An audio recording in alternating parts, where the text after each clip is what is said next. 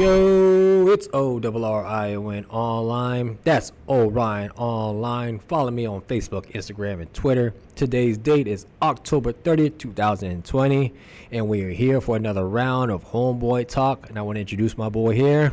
Yo, what's going on, everyone? My name is Deon Donovan, comic creator at Title Page Comics. Welcome to another new exciting episode of Homeboy Talk. Let's get at it. With the kind of year that we're having in 2020, we got Microsoft and Sony gearing up for a big release with their new, for the next gen, PS5 and Xbox One and S and X. We have new consoles, the next gen, Sony and Microsoft taking all the headlines, taking all the news. And on the other hand of the gaming spectrum, we have Nintendo. We got Nintendo with sort of a quiet year, but also I would say maybe even a happy year of content for their for the Switch. We have had a new Legend of Zelda on the horizon, Age of Calamity. We had Animal Crossing. We've had Mario, Paper Mario, a new Paper Mario. We've had a couple of new titles for Nintendo, and I just wanted to know, man, what was your impressions for the Nintendo Switch for this year in comparison to Sony and Microsoft? We have all known that Nintendo has always been on their own race. They're on their own beat. They beat to their own drum, They're not worried about Sony. They're not worried about Microsoft. They're doing their own thing because in their world, Mario, Link, villagers from Animal Crossing, Samus, their IPs, everything in their universe has mass appeal and can sell and does numbers, no effort at all. This does phase out anything that Sony can push out with their exclusive stuff, such as Uncharted and Last of Us and all that stuff like that. It just towers over Master Chief, Halo, and whatever Microsoft's IP or signature IPs and stuff like that. Nintendo has always been the biggest brand, the recognizable brand, and the pedestal that everybody wants to reach when it comes to just brand awareness, and Nintendo just capitalized on that. And the fact that Nintendo has done a great job releasing the games that you just mentioned with Zelda, Age of Calamity, Animal Crossing, Paper Mario, and the biggest thing that actually has shook the internet was the Mario 3D All-Stars, giving you 3 generations of 3D Super Mario games. We're talking about Mario 64, Mario Sunshine, and Mario Galaxy. You've hit every generation with that game, and it's sold. And the biggest thing the biggest complaint of it all is it's time exclusive. Not meaning that it can jump to a different brand, jump to a different platform. I mean, it's just time exclusive to. It's only going to be delisted soon. That's the only gripe that I have. But other than that, as a Nintendo wise, they've done their best to revitalize their eShop, making it more accessible. They also done their stuff, what they're trying to do with their properties. They're doing the best they can. Because I see with the eShop, they're making it a lot more accessible for newer games to be discovered. At the same time, make other games that you want to look for easy to be discoverable. And in fact, they're doing eShop has done stuff that Sony has took out. The fact of the matter is I didn't say took out, but Sony has taken away with older generations, such as Sony has taken away the ability to purchase your PS3 games, your PSP games, and your PS Vita games through the internet. But you could only buy PS4 and PS5 games through the internet. Whereas Nintendo, they have it still available across the board. You can still buy Wii U games on the internet. You can still buy 3DS games on the internet, and then you still could buy Switch games on the internet. But Nintendo, man, like I said, they're still been beating to their own drum. You know, they beat to their own drum, and they did their due diligence to actually really market to the core audience and stuff like that. I remember during the Wii era and stuff like that, they had a hard time appealing to the hardcore gamers and stuff like that. And the Wii U was a flop, and I honestly thought that Switch was going to end up becoming a flop, because when that was debuted, I'm like, ooh, I don't know if it's going to hit. But I gave it a chance. I wasn't like any other crazy fanboy says, you know, everything. I'm not with Nintendo. You know, Nintendo's trash. It's meant for the kids and stuff like that. Being closed-minded in that sense is gonna take away your enjoyment of everything else that the Nintendo has to offer and stuff like that. Everybody's gonna always look at Mario as a kid-friendly game to play, and it's never geared for adults, because it's a casual console. You know, I think that mindset alone, I said, man, you can't call the Switch a casual console. You got to give it a shot on its own. And the fact of the matter is, their biggest competitive game that they have on there is Smash. You know, and you have an equal level playing field when it comes to playing Smash, stuff like that, where casuals and professionals were to come in and compete and stuff. You know, the fact of the matter is, you brought back Nintendo competition, stuff like that, where they're going head to head playing Super Mario Maker on custom made stages, stuff like that, and you got two individuals competing on the completion of the stage. You've got Splatoon, you know, having an esports market of its own, stuff like that. So Nintendo is still doing stuff like that. It's not appealing to the masses. You know, it's not like what you're seeing up in Evo or whatever Evo is now. But it has not appealed to the masses, stuff like that. But however, Nintendo is still doing their stuff, you know, and they know how to utilize their IPs.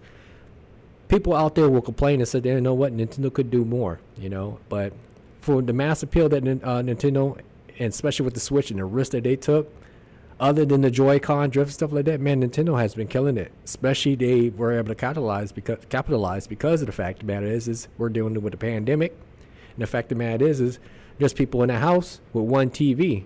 So if you don't want to share that TV, that Switch, it's got a screen on its own. That kid, or you know, boy or girl, could take that Switch off the dock, take it to their bedroom, and plays however long they want. The Switch has been a demand this whole entire year, and there's no doubt in my mind, if you want to say who won the console generation, it's always going to be Nintendo. This one, I will have to say that, and I'm not saying it as a fanboy or anything else, but Nintendo took the win this time. For sure, man. For 2020, sort of a year in review for Nintendo. I think they've been consistent. If you look at the release of Animal Crossing, when that came out during the peak of the pandemic hype and lows, everyone was playing 60, 80, 100 hours plus. Everyone got Animal Crossing. I remember seeing folks who I didn't even think would be into Animal Crossing bought Animal Crossing. It was playing that joint, yo. Super Smash continuing with the DLC for all their characters, coming out with that. Pokemon getting some more DLC for Sword and Shield. And just the new Paper Mario. Just little things to keep you busy. And then the Super Mario 3D All-Stars as well. They've been consistently releasing just enough to keep you on that console to buy into that time. And also, like you said, the Switch Lite, which was almost impossible to find during the peak of the pandemic here in the United States. Hell, finding a regular Switch was hard as hell to find as well, because people need something to do, and the Switch was now looking like a really viable console. Take on the go, play with your friends, 2 controllers, take it home, put on the docking station, play it on the big screen. Mario Party and Liquor and Mario Kart and Liquor, you're going to have one hell of a time, right? So Nintendo has always been on the outskirts, always played the drum, played their own tune, you know what I'm saying? They move differently than Sony, and they move differently than Microsoft. And with all the rumors coming out for next year, we've been consistently hearing about a Switch Pro. When's it coming out? When's the upgrade? Because we know Nintendo, with their history, especially with handhelds, We know that there's going to be some kind of hardware upgrade coming out. And as we're looking at that time capsule, we're looking at the history, and it's about time it comes out. So what are your thoughts on the speculation of 2021 being the Switch Pro release? Well, as of October 30th and stuff like that, of all the reports that I've heard over the internet, read and seen on YouTube, as YouTubers are putting out their speculations, and from other sources that said Nintendo's working on a Switch Pro, that was supposed to be the it factor of last year and this year, but ended up just becoming a Lite, but with no Pro. That rumor has actually surfaced again, and now there is a Pro coming out. They're looking at early 2021. The speculations I've heard was that they're working with a LED screen manufacturer company. I think it's, you guys are willing to correct me on in the comment section, but I think they're working with Panasonic again, or if they were working with Toshiba. I don't remember. I don't have that source up front, but it's one of those companies that they're working with for a new LED panel, and I'm thinking they're going to be working with LED or OLED LED, and it should be bigger, and I'm thinking a better build quality. I don't have that in speculations. I don't know what kind of processor chip they're going to be using in that console either, and if they're going to even have Joy-Con solved by that time. Because as to my record, Joy-Cons have actually decreased. They dropped their price down $10, so now you can get a Joy-Con for $40 now.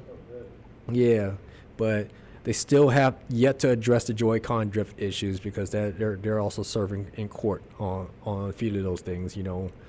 But as far as I understand it, to fix bad press, Nintendo is fixing Joy-Cons for everybody else is experiencing issues, stuff like that.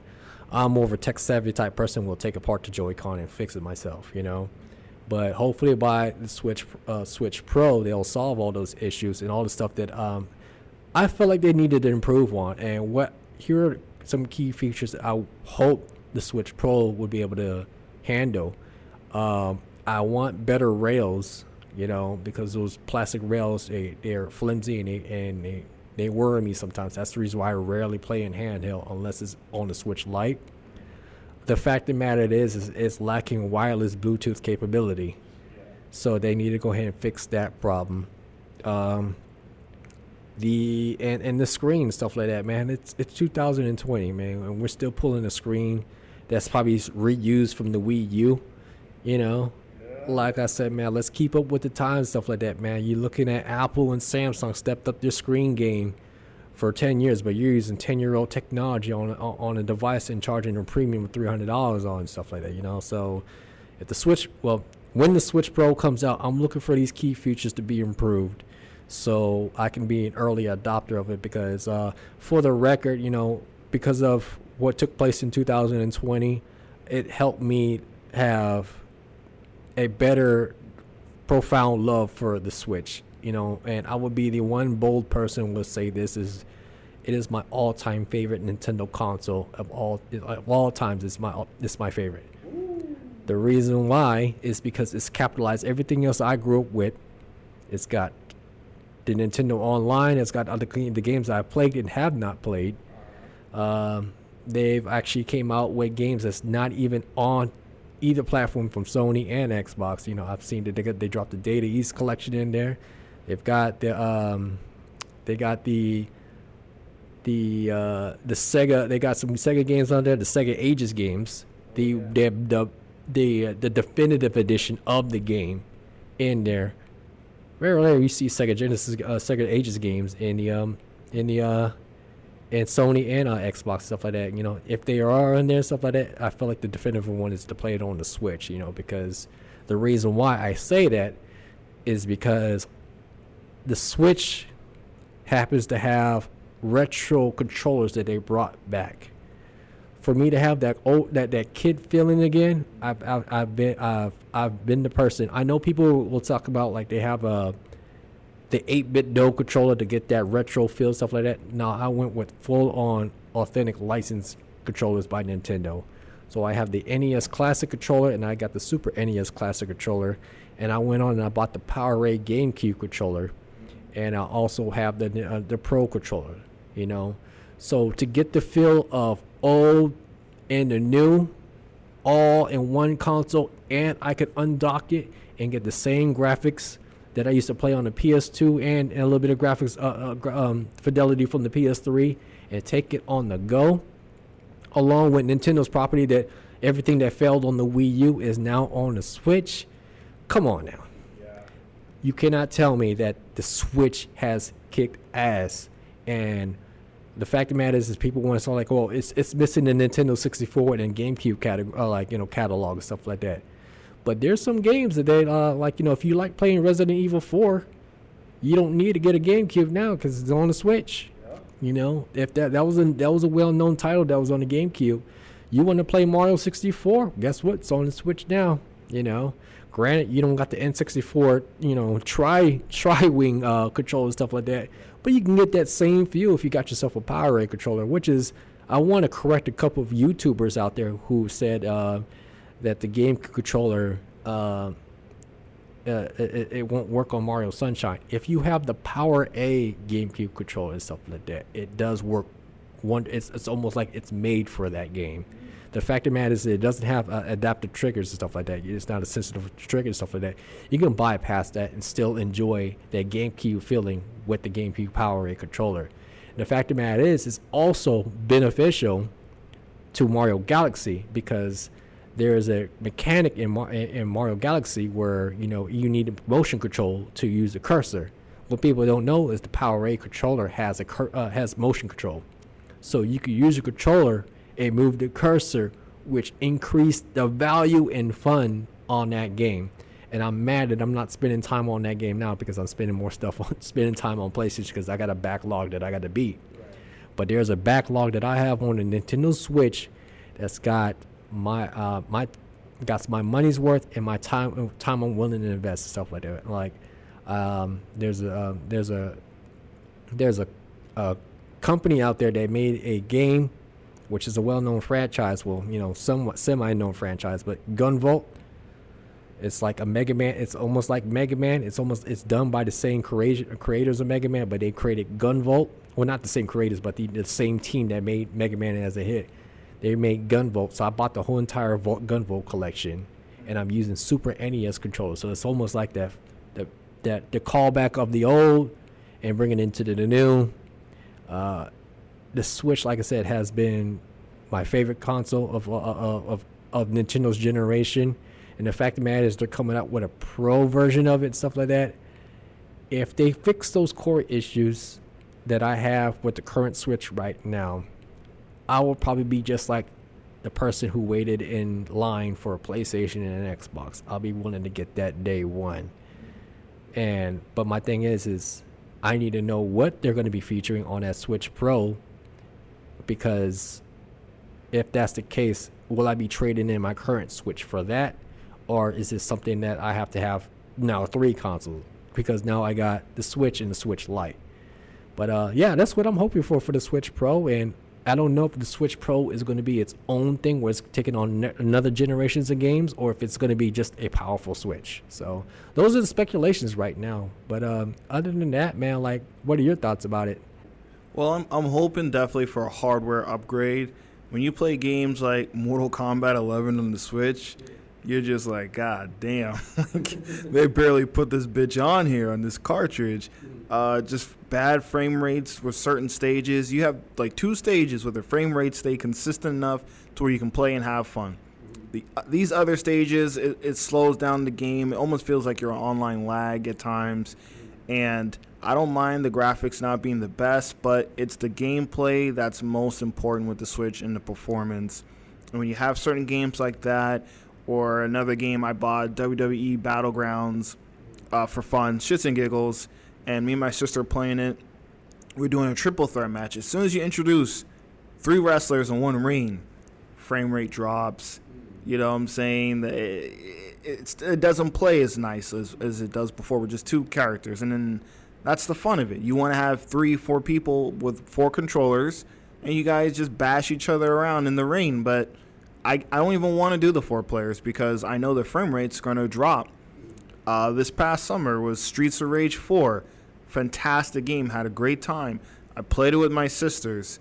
Three of us playing the game. And again, I noticed that as soon as it reached the 3 players, that frame rate, it wasn't bad enough to the point where like I stopped playing, but it was noticeable during playing, and it did hinder my enjoyment of the game. So definitely performance enhancement with these certain games that have multiplayer aspects to it, or a little bit require more graphical power, so you can keep that frame rate up, so it's not so it's not so low where it's like, damn, it's hindering my experience with the game. So definitely, I think it needs a hardware upgrade to play some of these games a lot more smoothly and a lot better performance with that. I hope it is almost like a next gen for the console, because in a sense, when you went from DS to 3DS, the 3DS just was a graphical upgrade and added the 3D aspects to it. But other than that, it was basically almost the same exact thing. I'm thinking with that pattern, Switch Pro games will be different than regular Switch games. To the point where I remember the Wii had the enhanced controllers, the Wii U Controller Plus, and those Wii U Controller Plus games would not work with a regular Wii.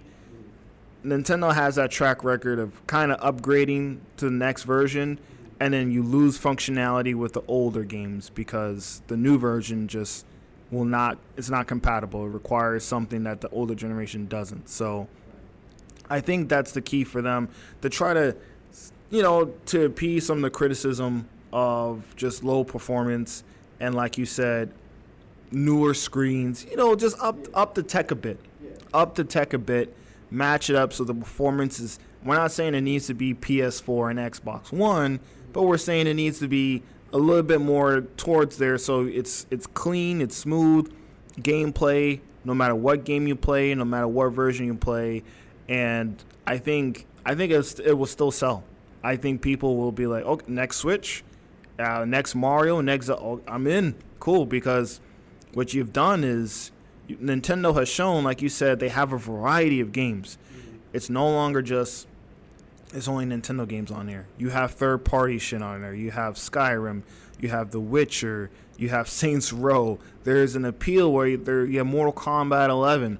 And even though it was Mortal Kombat 11, it's the fact that it's an M-rated game and it's mature that makes it relevant on the Switch, because Nintendo's have problems of before where there's only kiddie games or Nintendo games or platformers for its catalog of games.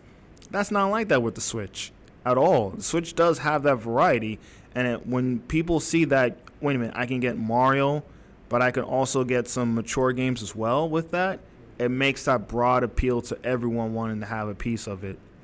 And like you mentioned before, Nintendo has almost put all of their systems into one with this game console. You can enjoy from NES to N64 to a little bit of GameCube, and you have all these controller functionalities. I don't think there's been any console that's been released that has so many different variety of controller types to where you just can enjoy every single generation of gaming. And they re-released PS2, Xbox games on there.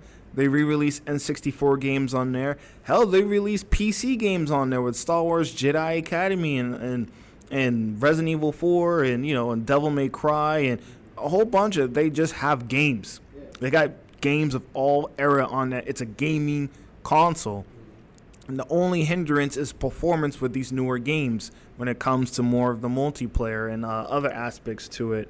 So Switch Pro for 2021, I'll probably snag it. I got my money's worth with the Switch.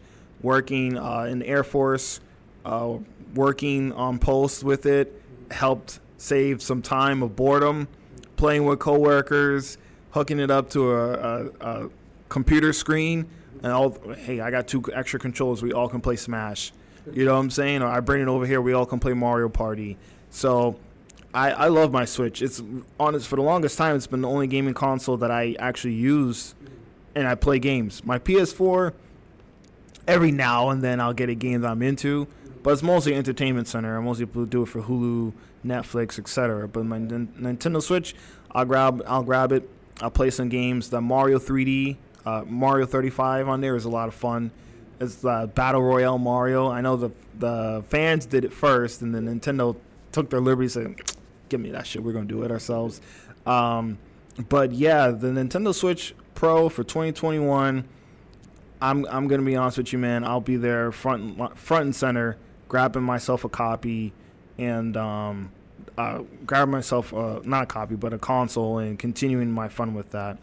And with the talk about the functionality of how different it is, there is a unique game experience coming out, and it's the new Mario Kart with camera technology and a 3D appeal to it, where you're controlling an RC kart and has a camera in the RC kart, and it's a video game as well, and you set in your own custom tracks. It looks pretty cool. What do you think? So, what are your impressions on the new Mario Kart? Yeah, the new Mario Kart home circuit has came out, and I saw a couple of YouTubers. They've actually taken the liberty to actually create their own course, and of course some of these YouTubers, they have cats and stuff, so the cats are pretty curious of this toy driving around in a lap and so, but it is an interesting thing. There's only two notable known copies of it, such as the Mario and his Luigi. And from what I heard on record, Luigi Kart was the most difficult to find. It's probably the rarest right now. But other than that, from the YouTuber's perspective and stuff, it seems like it's a lot of fun for the people who don't live, especially the Japanese people who don't have a full-on house to have a circuit, stuff like that.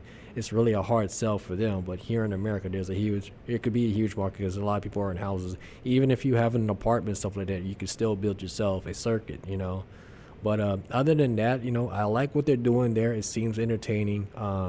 It seems more fun to watch on your screen than to look at the cart in person because it looks lackluster. But if your head's, deep in the game, you wouldn't have to worry too much about it. But I hope they expand with Mario Kart, and introduce us more characters such as Yoshi and Bowser and Peach, as more carts to collect. But, keep in mind, these are $99 a piece, and there is a benefit to them, and I did hear reports that even if you ruin those checkpoints and stuff like that, Nintendo will be willing to replace those checkpoints, or you can actually get more to build even a bigger course and stuff, Personally, I do want one, but I don't see myself racing one unless probably I'm at a convention where I can rent, or well, not rent, but use a con floor and play around with.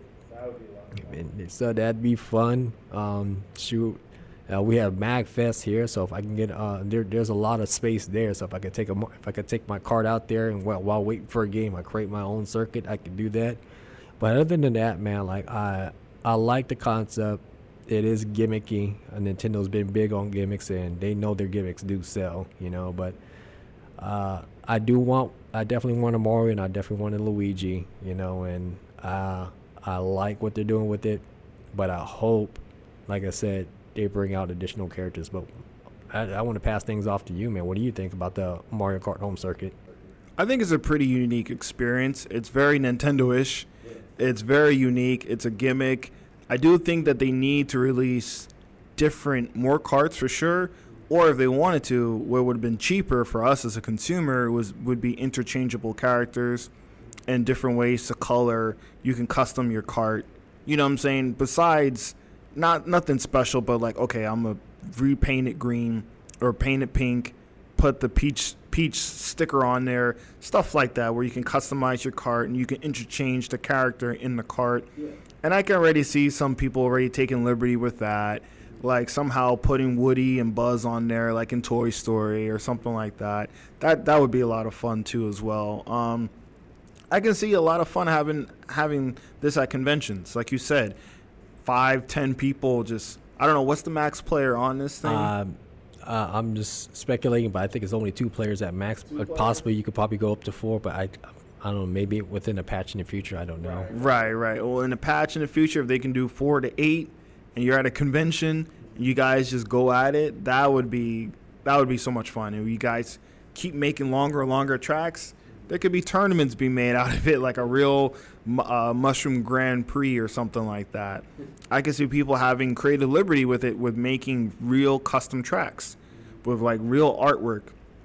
like honestly sealed off, almost to the point where you're playing like custom tracks, to the sort of point like, okay, I'm putting toys in the way like a Toy Story track, or I'm gonna make it like we're going through a jungle or something like that, and then you're flashing through and you see like an action figure swinging like Tarzan or something, swinging from side to side in a certain area or something like that. Really, people getting really creative with it, almost like a Lego set, and putting their custom action figures and putting decorations to these tracks to make it seem really alive and really like you're playing it within the game or something like that. I think that'd be a cool YouTube channel. See people, artists go with it, create really cool custom tracks you can't see anywhere else in the world, and you're like, watch out for this sliding ball that comes through every now and then, or like really putting some physical obstacles in there as well. I think that'd be really dope for it. But for the future, I think they just need to expand those figures for the carts, expand the carts, and just honestly, the way it is, it's so unique. If they really could expand on it, I could see this thing being sort of a niche thing to play for the upcoming years, for sure. Yeah, man. And other than that, where Mario Kart Home Circuit, I'm seeing it sales through the roof with that. So I like that. I like what Nintendo's doing. They're the only company that I know that can actually take that kind of risk. And speaking of risk, look at Smash Brothers Ultimate has actually came out with a new DLC. They came out with Minecraft Steve. Now, yeah. People would coin the creator of Smash Brothers, Daddy Sakurai. But Sakurai introduced Minecraft Steve and has him as a functional character with his mechanics and stuff. And it's quite this. It's quite the sight, and with his own custom stage and stuff, and all these skins of Minecraft Steve. And I'm to be honest with you guys, the fans, I'm not a big Minecraft person, but seeing what Minecraft has done for Microsoft and what it's done for Japan, it's broken records. And hell, Minecraft Steve being announced has broken Twitter. I was able to download him and play him. Not a big fan, that's my own opinion, but I want to be able to ask you, man, like, what is your thoughts on Minecraft Steve? I haven't downloaded him yet. I haven't played Smash in a little bit, but I think it's a great addition because it's, again, that cross appeal with Super Smash. It's appealing to all gamers of all genres, of all ages, too, of all generation of gamers. So Minecraft Steve was perfect for those who are really into it. And Minecraft is huge right now, especially with the younger generation. So that was a really big ups on them to get that done. And Sakurai is just making this legitimately the ultimate Super Smash Brothers game of all time. What kind of shit can they do for the next one to rival this roster with the amount of characters and the variety? It's unheard of. He's basically making, I think we joked about it before, Mugen, the game, like a Nintendo Mugen. Like, it's just legitimately anyone who's a video game character can make it in this game without proper licensing restrictions and shit like that. Like Sorf and Kingdom Hearts would be more difficult, obviously, with Disney, but it's really cool, and I really think that the next reveal, I think. I've been hearing Overwatch. I've been hearing maybe Diva, maybe something from there. From a shooting, I think someone from a shooting game, a FPS or a third-person shooter might be on the horizon for Smash. What do you think? I was actually going to ask you that question, man. I was like, well, I wanted to play speculation with you. Like, how many people do we have on the roster left? Like 4, I think, for the season. This is the last season pass. 4 for the season. So we have Min Min from ARMS. Then now you have Minecraft Steve, and that leaves us with 4 more, right? Yeah. So I just wanted to ask you, man, like, what are your speculations? Just go ahead, just dream. It's free range, man. Throw out who are your dream for to be a part of it. I'll go. It's, I guess, with maybe reasonable approaches. Someone from Overwatch for sure. I mean, it got released on the Switch. Someone from Fortnite. Also, something from Fortnite would be very possible on the Switch to get that mass appeal, like we said before. Maybe a Resident Evil character. Maybe like Leon or Jill or something like that. From Capcom. Capcom getting more into it with another one of their characters and another one of their properties as well. But you always can't count out because they got Cloud on there and they got Snake, and those are PlayStation icons. So even PlayStation icons can be, you know what I'm saying? Even PlayStation icons can get an appeal on there. If they really wanted to go for it, man, they get Master Chief from Halo. If they really wanted to go for the jugular of just like, we got the fucking ultimate crossover game. They already do, but they just really wanted to just go balls to the wall, get Master Chief from Microsoft, from Halo on that bad boy. What else? Of course, Sora from Kingdom Hearts. I think every inner anime fanboy, every inner, of that gamer of that type wants Sora from Kingdom Hearts in there in some form or shape or way. Even if they didn't have Donald or Goofy assist, Sora by himself would be enough to, blow up the freaking internet. For sure, man. Sephiroth, possibly another Final Fantasy.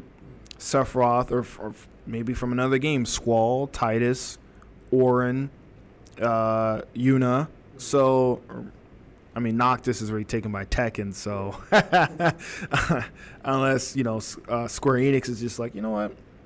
We're not done marketing Final Fantasy 15. Put them on Smash.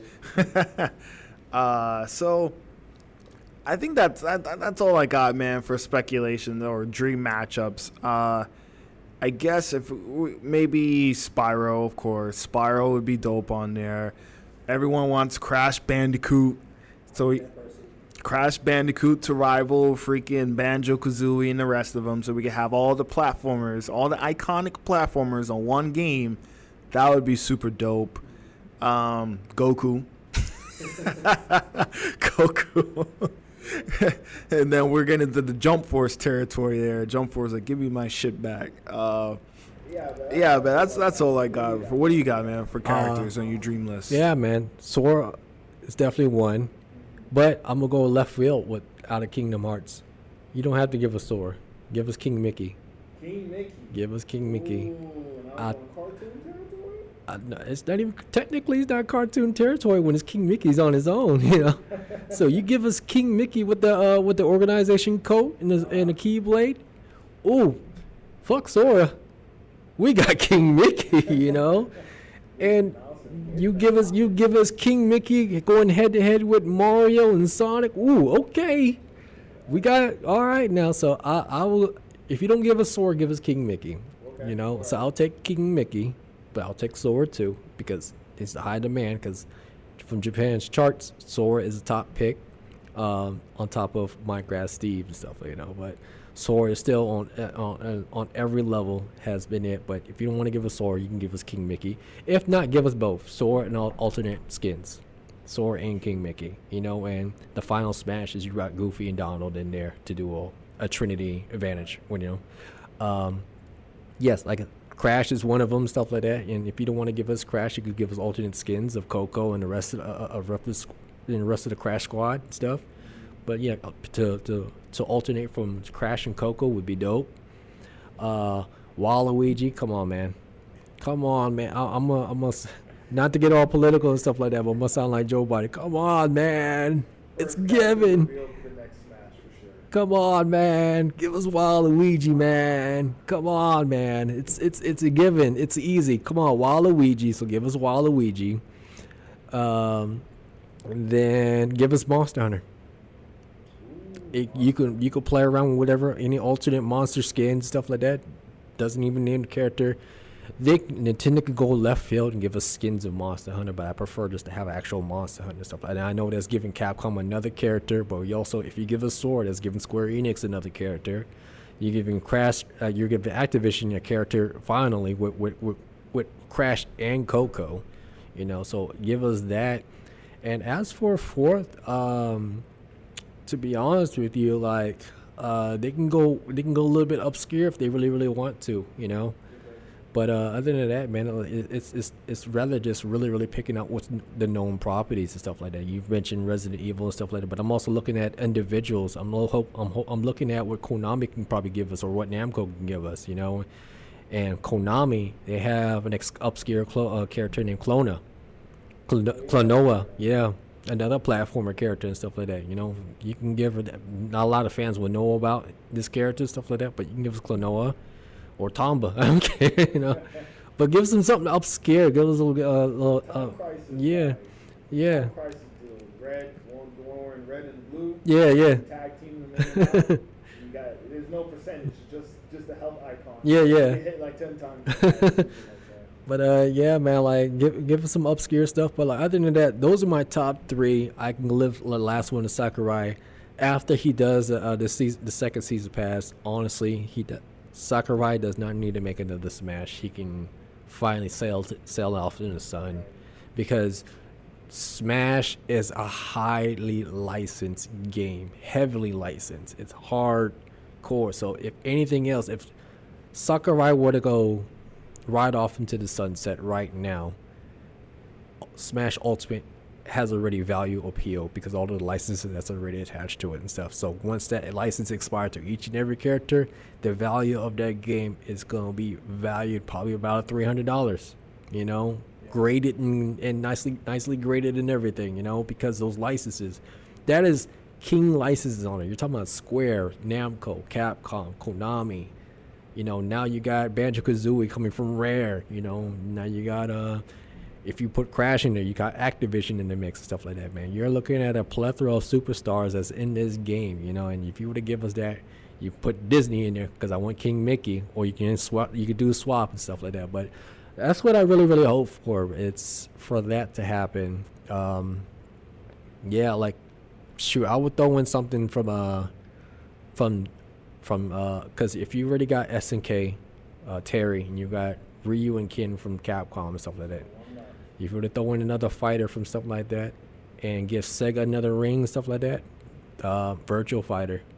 Give us Akira. Yeah, give us Akira. Oh, man. You know what? I thought you were about to say Mortal Kombat. Sub-Zero or Scorpion. I'm playing Corporation over here, but I would love for Mortal Kombat to be here, but it's hard for Mortal Kombat to be PG-13. You know, it's hard to see Scorpion throw out his spear and get Mario to get over here without blood coming out of him, you know. But Sub-Zero yeah, so Sub-Zero probably be the safest attempt, you know. Yeah. But yeah, man, like Mortal Kombat would be a great addition, but to be played safe, man, so, like, you know, one of the fighters, rather you give us something from Virtual Fighter, or you give us something from Tekken or Soul Calibur, or you know, whatever they decide to do with the fighting, because we all know that Sakurai, he's a nostalgia person too. You know, I imagine he wasn't thrilled to bring Steve, but that was a Nintendo corporate decision. I figured season 2 was a corporate decision stuff, you know. But other than that, man, like speaking of like licenses expire and stuff like that, we're looking at a possible expiration of Mario 3D All Stars and Mario 35 delisting in March 31st. What are your thoughts about that? I think it's bullshit. I think it's one of those weird cases where it's like, Disney, buy this now, otherwise it's going to go into Disney Vault and you're not sure when it's going to come back out. It's like, give me a fucking break. It's freaking Mario here. This is your number one moneymaker, and you're trying to make it some kind of limited release exclusive. Like, come on. I don't even believe in the whole protecting your brand bullshit. You milked the motherfucker for the last 20, 30 years. What do you mean it's a limited release? This is containing 3 games of his most iconic games, and you already have Super Mario World. You have almost every iteration of the character on the Switch. Why would you limit this one version and then it's gone to make some kind of weird hype to get as much sales as you can, and then you cut it out, and then you open up the Disney Vault, the Nintendo Vault again 3 years later, saying, guess what? Mario 40, it's back again. 5 years from now, Mario 40, it's back. Like, so, I mean, I remember when the game first came out, there was a little bit of a rush for physical release, and stores weren't carrying it initially, I think the first weekend, and then after that, the shipments came in, and now you can go in any store and buy it. But it did create this little hysteria when it first came out. I checked a couple GameStops. I had to go on base at the BX just to get the damn thing. But eventually, if you wanted a copy, physical copy, you can get a physical copy. I kind of believe stuff like Mario 35, the Battle Royale, sure, that's good till March. You know what I'm saying? It's an online game feature. It's not too special. It's just good fun, and then it goes away. Okay, cool. But to have this compilation of 3 of Mario's arguably best games gone, and now you can do it again with 3D All-Stars number 2, that's ridiculous. And I think not a lot of gaming companies could do something like that and not get any flack. So that's Nintendo gets away with certain shit that nobody else does. I mean, I can't imagine Microsoft doing a Halo bundle of all different Halos available on Xbox One X and One S, and they're saying it's only for 5 months and then we'll never release it again. Or, you know what I'm saying? Some shit like that. They would get backlash, or God of War compilation again, or whatever. You would get backlash if you said that this is a timed exclusive, physical and digital, and then it's gone. So for Nintendo to do that is weird. It is very weird because you milked the motherfucker out forever since NES. So I don't get it, man. What do you my thoughts, man, I agree with you. It is complete bullshit. However, the rumors are that the Mario 3D All-Stars are planning on going separate, so you could divide them up and sell them separately on the eShop. I would like that route to happen, you know, because not everybody else is going to buy. I mean, for certain people who don't buy this dope deal, $60 is almost $20 per game. But if you want to separate that and stuff like that, man, these games could easily, like Mario Odyssey on its own could sell for $30 or more, $40 digitally if Nintendo want to be that person, you know. But yeah, man, like I can agree with the idea of separating them for the eShop. So if they have a personal pick, you can get 64, or they can get Sunshine, or they can get Odyssey. But to flat out take it straight off the eShop and discontinuing your physical line of Mario 3D All-Stars, I get it that there was a track record that that's what they did, because Mario All-Stars for the Super NES was a time exclusive, you know, but it was something that you had to sign up for when you bought a Super NES. So that I can understand to that. It's kind of like a callback of how their business practice from the past, but honestly, man, this is Mario. This is your biggest franchise and stuff like that. You know, there's going to be people that's not going to get the physical copy right away, or even get the digital copy. I'm going to be the person that's going to have the digital and the physical copy, but the physical copy will be sent to be graded. But Mario 35 being delisted, stuff like that, you really got Jump Rope Challenge delisted, which was a fun Nintendo. It's a callback for Nintendo having fun and making games. Nintendo, yeah, they took Mario 35, which was from Mario 99, and they cut that out, you know, and made it their own. Mario 35 has the ability to actually move to their own thing, or it could be something that they could take that same element and put it as a new DLC content for Mario Maker, and make a Mario 35 with every visionary from the classic to Mario 2 to Mario 3 to Super NES Mario to the I guess Mario or the Wii U concept version, you know, the Mario Bros. Deluxe vision. They could do that with Mario 35, you know, with good net code stuff, you know. But I figure that's more to connect. That's more to code, so you can create a whole separate game with those elements, you know. But that's my thoughts about Mario these Mario games being delisted in March 31st, and hopefully they have a better direction for these games and not really just let it go to pasture, you know. Right.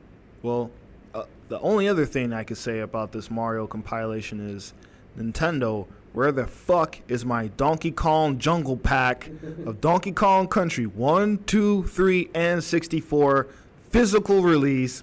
Fucking get it done, man. I'm sick of playing this shit on the damn virtual console. I want it in hand. And, you know what I'm saying, I want the real freaking version. And they need to get that shit done, because that would get me, I would pay $80, $100 for that shit. Never open. I'd buy 2 fucking copies of that shit. Never open one of them and keep the other one to play, because Donkey Kong Country doesn't get its credit, man, when it comes to video gaming. In my opinion, in comparison to Mario, some of the Donkey Kong Country games were better than fucking Mario, in my opinion. So I want that fucking compilation. Nintendo need to get it done, and then put Diddy Kong Racing in there as freaking well. So you got, or split it up, goddammit. Right. Split it up so you can get the Wii, you get the Tropical Freeze, Diddy Kong Racing, and the Tropical Freeze 2 or whatever, and then you got the original SNES and the N64 one on one of them, because it's ridiculous. After all these years, we got all these Mario compilations and no freaking Donkey Kong one. And hell, you didn't even put the NES ones on there too. You know, the original Donkey Kong on the NES and the arcade. Put them shits in there too as unlockables or some shit like that. Easy money. Star Fox as well. Star Fox as well. They could easily do Kirby compilation. Fox. If they did that, if there was like a rotation, we're doing Nintendo Anniversary and we're going to do compilations, limited release, and I can kind of see the reason for that, because it's special.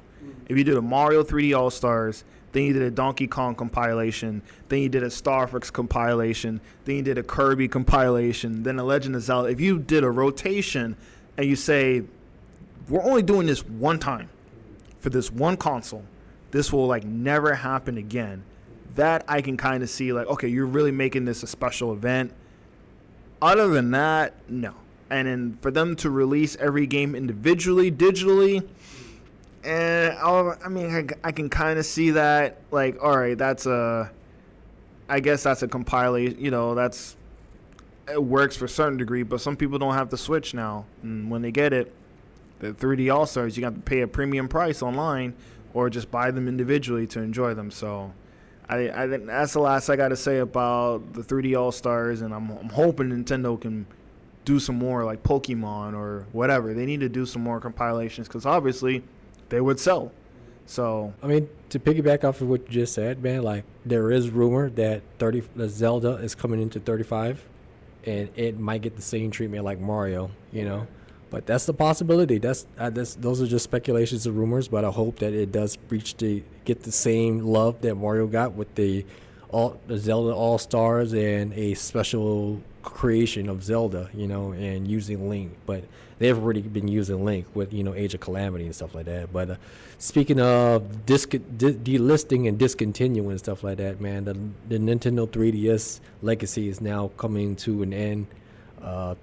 Nintendo has announced that they're discontinuing the 3DS and stuff, you know, so that's the last of that handheld and stuff, you know. And other than that, like, I have to ask, man, did you ever own one? And what is your greatest memories of having a 3DS? I got a 3DS. I got a blue one, I think, when it first came out, and I got a couple games for it. But at the time I got my first job. And I remember buying a 3DS, like that was like my first purchase, my real purchase. Like, yeah, I bought my own console or whatever. And I enjoyed it for what it was, and I didn't keep with it. I got, my best game for it was Mario Kart. And I loved the hell out of that game. And I really just left it in the dust after a couple months, and I moved on to other things. But the 3DS has such a massive and impressive library. It really was, and I guess until the Switch came out, the ultimate handheld console, handheld system, because just the amount of games on it was ridiculous, and it has a legacy. It has a legacy, and it was due, because 2 handheld systems being sold at the same time is very redundant. Obviously, they put all of their they put all the eggs in one basket with the Switch. It was just a moment in time. The Switch Lite was the nail in the coffin. It was basically, okay, you don't want to pay all this money for Switch. We'll give you the Switch without the docking station, make it cheap for you, no Joy-Con, and we'll make it affordable just like the 3DS. Now you have no excuse not to upgrade, and that was it. So with that, it only makes sense. For me, man, the 3DS, man, it was an enjoyable handheld to have. I'm a person that does enjoy handhelds because I still own the PSP Go and I have a PSP Vita. Nice. You know, even during that time, I actually had the 3DS, but the only thing that I was playing on the DS, the DSi. I had the DSi. Oh, yeah, DSi? Yeah, and the moment that I traded that DSi, yeah, because the only thing I was playing was Brain Age on the DSi. I didn't really unlock its full, capability. So when I traded in the DSi, I ended up getting a 3DS, and I still have that 3DS to this day. The only thing that I played on the 3DS was when I found out that Smash was going portable, I hopped on it. So I got Smash on the 3DS. I've got Mario Kart 7 for it. I've got Mario 3D Land and Mario was it Bro Deluxe or whatever what it was called, the 2D platform version of it. And I got Pokemon because when I found out when Pokemon was going 3D, I had to get onto it, so it was Pokemon X and Y, and I was happy to be a part of that. But after beating all those games that I just bought for it, I had physical copies of all those games and I traded it all in because, I wasn't traveling. I didn't see myself traveling a lot, but then when Con Life came in and stuff like that, I still didn't manage to bring even when I did bring my handhelds, I never managed to at that time. And when especially when you and I were hanging out and stuff like that, I was basically driving, so there was no road trip to actually play a handheld console. So it's kind of just there to collect dust, and by that time, man, it was I already had the PS3 and I had the Xbox 360 and I had the Wii U. Then the next generation came after that, where I ended up getting the Wii U. Then I got the PS4, then the Xbox One, and that 3DS just kept on collecting dust along with the PSP and the PS Vita, and now it's just one of those things where it's like those were my fondest memories. Is I bought it because it was the great connection with my friends who were playing Pokemon and playing Mario Kart and Smash. But other than that, man, that's it's sad to see the 3DS go because it was the longest handheld lineage that I've ever seen that lasted as long. I'm still sure that there's a following that's still that still love their 3DS, that's probably still playing the 3DS. Oh, yeah. If they're not playing if they're not playing on the Switch, because I understand that I hear in America and stuff like that, yeah, we're doing okay, where we can get Switch and Switch Lite, stuff like that, but there's other countries, stuff like that can't get a Switch. So the 3DS is the affordable option, if not the 3DS, but the 2DS, because I see that right after the 3DS and the 3DS, what was it after the 3DS? They came out with a Pro model of it. Yeah.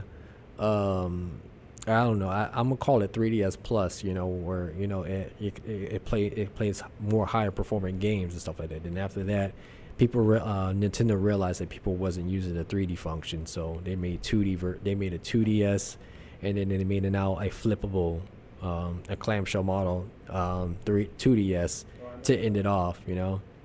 But other than that, man, those were my memories of the 3DS. I enjoyed it at one point, but now the Switch is just towers over handheld, and I don't play the 3DS anymore. Yeah.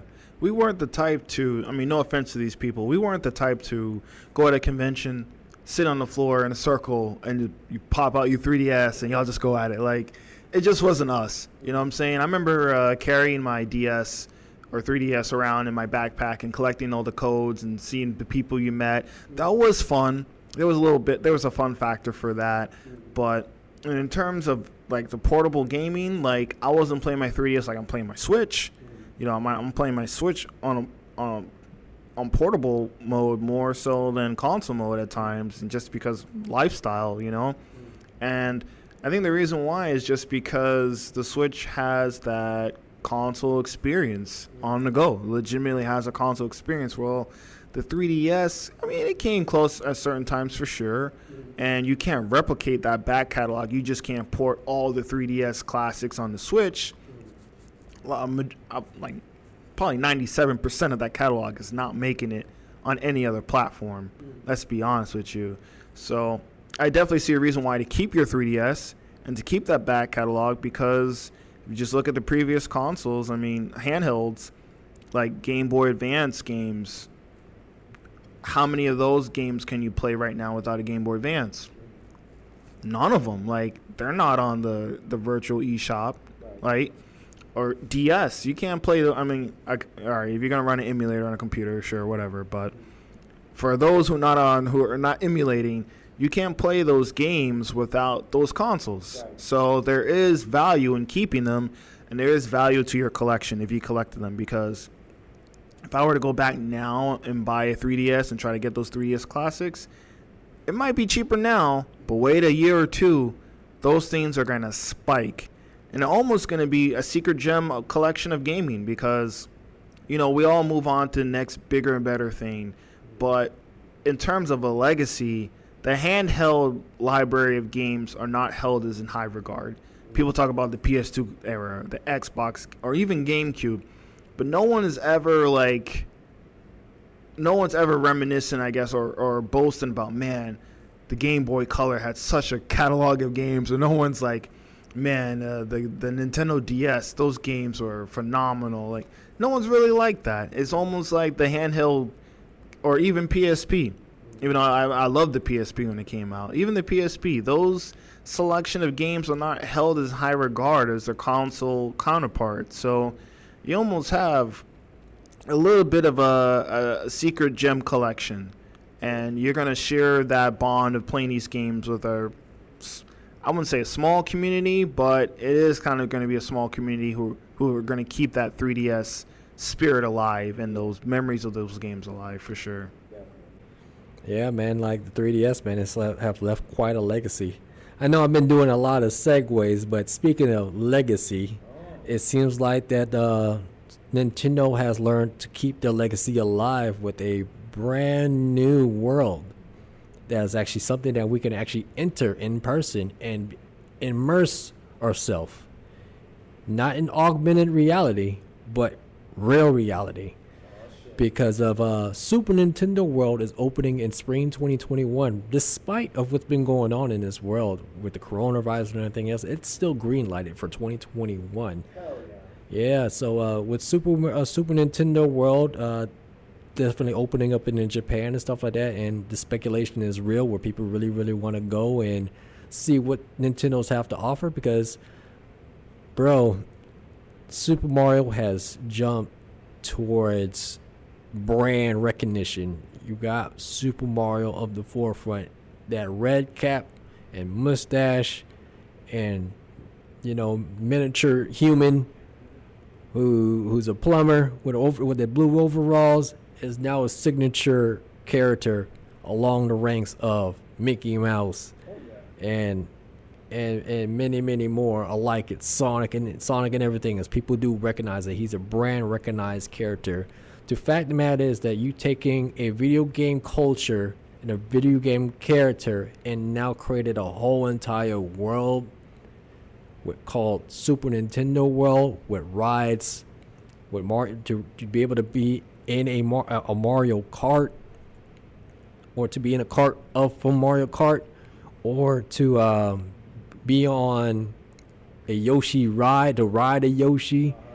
To just have straight Nintendo galore everywhere. We were talking about, you got pipes, you got Goombas, you got Koopas walking around, and they're making it intertwine with I guess they got little bracelets or something like that. With Nintendo and their gimmicks and stuff like that, they got to have something like a tracking device for your on a bracelet, and you can buy stuff with your phone. They're doing a whole lot of stuff with Super Nintendo World, which got me excited, and I can't wait till this cosplay life is over so we can start shifting our money towards traveling, because I'm ready to go. I want to see this Super Nintendo World in person. It's got the inner kid in me excited, and I want to be able to actually enjoy that world and immerse myself. But I got to ask, man, what are your thoughts on Super Nintendo World and going forward? Well, Super Nintendo World from Nintendo pairing up with Universal Studios was a great move. Good move. The theme park wars is real. That rivalry between Disney, between Universal Studios, between SeaWorld, Busch Gardens, that's a real rivalry in Florida and worldwide. So Universal Studios picking up Nintendo as an addition to their park, phenomenal, good ass move on there to compete steadily with Disney, who keeps acquiring IPs and buying up other people's shit, and so you have to acquire yourself. So that was a good move on their part to get that Nintendo partnership with them. And Universal Studios, I believe, is a great partner for Nintendo. They definitely can deliver on that Nintendo experience and that interactive feeling that Nintendo has, and they can deliver that in the theme park. And I think the fact that Mario finally has his own theme park after all these years is a testament, and him being this mascot character on the pure strength of gaming. Not movies, not cartoons, not all this other shit. Gaming itself got Mario its mascot icon status. If you think of Mickey Mouse from 1950 something, 40 something to 30 something to now, all the movies, all the branding, all the cartoons, all the comics, all the merchandising, Looney Tunes, same thing. All these other iconic icons have had a head start. Mario came out in the fucking 80s. Like, for something this new to reach that level is unparalleled. Yeah. It's really, really cool, man. And to talk about Super Nintendo World, and during these times, don't worry, Dr. Mario's going to give you a pill as soon as you enter the park, and you can be straight, man. He get you that vaccine. Yeah. Dr. Mario's going to hook you up. So the park itself looks, I've seen a couple pictures or some of the previews of what they have intended, and it looks beautiful. This looks like a dream come true for any Nintendo fan who wanted to actually feel like they've been in a Mario game. They look like they're going to deliver some really cool, unique experiences that you can't get anywhere else. And I think there was some speculation. People can look this up. I'm just thinking of what I've heard through the grapevine. This was actually scaled back, the Super Nintendo World in Japan. I think originally they wanted one in America first, or close to the release of the one in Japan. And they had an actual Nintendo section, not just Mario, Nintendo. I think, speculation, you can Google this, but I think they had Pokemon, they had Zelda, and they had Mario.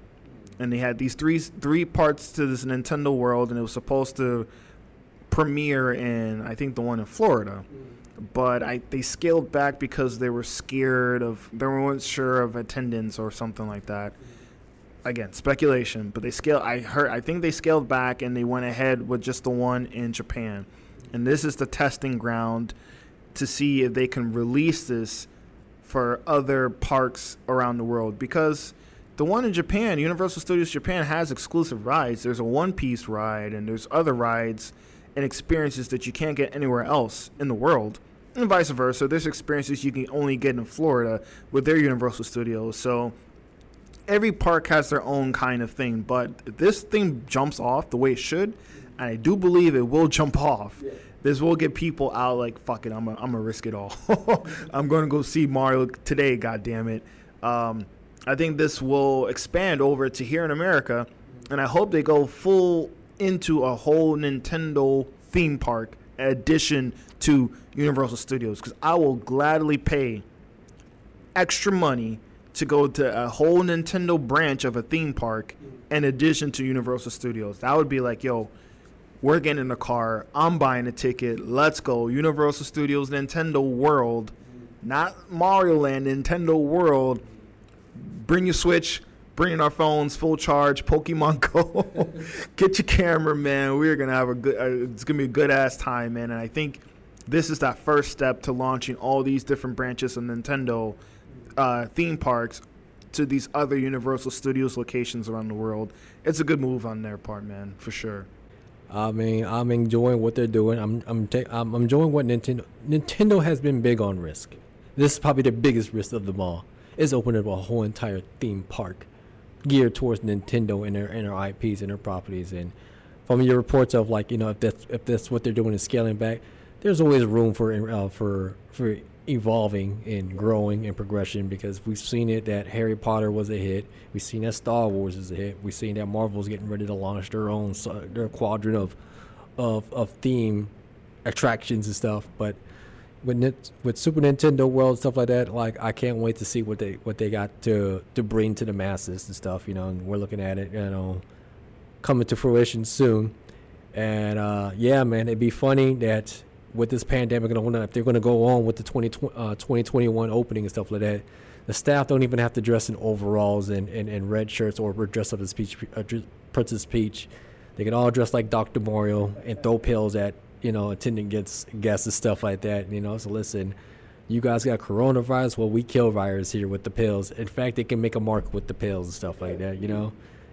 So other than that, man, I really look forward to it. I can't wait to come visit it, and it's something that is definitely now added to the bucket list, and I'm pretty sure it's added to everybody else's bucket list. And every time I think about Super Nintendo World, I can just hear Mario's voice in my head saying, "Let's go," right. So I'm ready to go, man. But other than that, man, I look forward to what Nintendo doing and creating more and submitting themselves to a part of pop culture history, as an icon along the ranks of Mickey Mouse and Bugs Bunny and so many popular icons, from their familiar faces, because everybody knows Mario, everybody knows Luigi, just like they know Mickey Mouse and Bugs Bunny and Sonic, But other than that, man, like that's Nintendo in a nutshell, what we picked up. A couple of talking points that we've been wanting to talk about for a long time, and we decided to go ahead and condense into one great giant topic point that I hope you guys are enjoying. Other than that, man, do you have anything else to add to progression of Nintendo and what or even speculate on what they may be doing going forward? Nintendo's looking up. Definitely, Nintendo's looking up. They got some good shit lined up. I think they're expanding marketing with this Super Mario World in Japan, and next up is honestly the movies or some animated features on streaming, things like that. I would like to get a Pokemon collection or Gold and Silver remake, like Let's Go Pikachu and Eevee. That would be dope for 2021. Yeah, definitely Nintendo's doing their thing, and we're enjoying it, and sky's the limit. Well, that's it, man. Well, that's the Nintendo Talk of Homeboy Talk podcast. All right, that's it for us. Like and comment, dislike if you ain't feeling the content.